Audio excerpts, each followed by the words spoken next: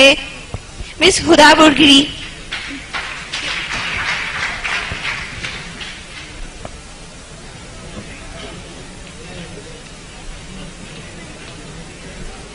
عزت نفس کسی شخص کی محفوظ نہیں، اب تو اپنے ہی نگہبانوں سے ڈر لگتا ہے. ڈنکے کی چوٹ پہ ظالم کو برا کہتی ہوں، مجھے سولی سے نہ زندانوں سے ڈر لگتا ہے.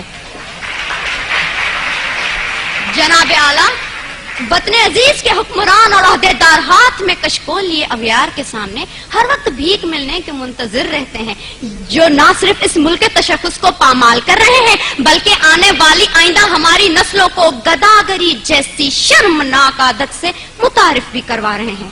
تاریخ میں ایسی کئی قوموں کے قصے رقم ہیں جن قوموں نے مسلط کے نام پہ اپنے سروں کو جھکا کر دستے سوال بلند کیا اور بعد میں جن کا انجام بازار میں بکنے والے سفید جسموں کی مانند کمتر اور حقیر بن کے ابھرا. ایسا ہی کچھ حال وطن عزیز کا بھی ہے. جناب اعلیٰ، پاکستان پچھلے 10 سالوں میں امریکہ سے $18 بلین کی رقم موصول کر چکا ہے. امداد پہ امداد لینے کی یہ وجہ جب ان حکمرانوں سے پوچھی جاتی ہے تو جواب یہ ملتا ہے پاکستان ایک غریب ملک ہے، بھوک اور افلاس انتہا پہ ہے، لہٰذا امداد لینے کے سوا کوئی چارہ نہیں ہے. تو جناب اعلیٰ، میں نے سوچا ذرا ان کلمات پہ اعتبار کرتے ہوئے اپنے گھر سے باہر نکل کر دیکھوں کہ امداد کے نام پہ ملنے والی اس بھیک نے میرے ملک کی عوام کے حالات زندگی کہاں تک بدلے ہیں. تو جناب اعلیٰ،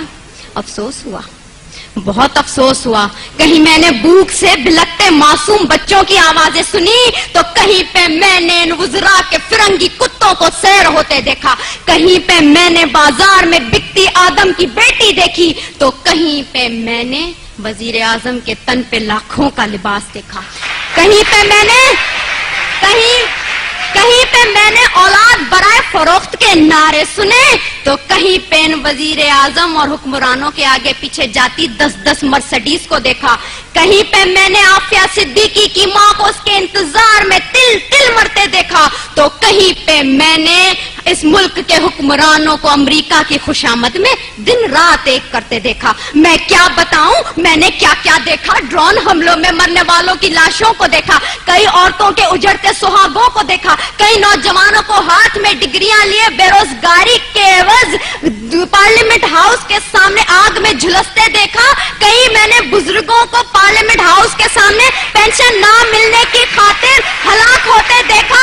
جناب اعلیٰ، میں نے اس ملک کے ہر شہر ہر کوچے میں کربلا کا میدان دیکھا تو بے اختیار میری زبان پہ یہ الفاظ آ گئے: اصول بیچ کے مسند خریدنے والوں، نگاہ اہل وفا میں بہت حقیر ہو تم، وطن کا پاس تمہیں تھا نہ ہو سکے گا کبھی کہ اپنی حرص کے بندے ہو، بے ضمیر ہو تم.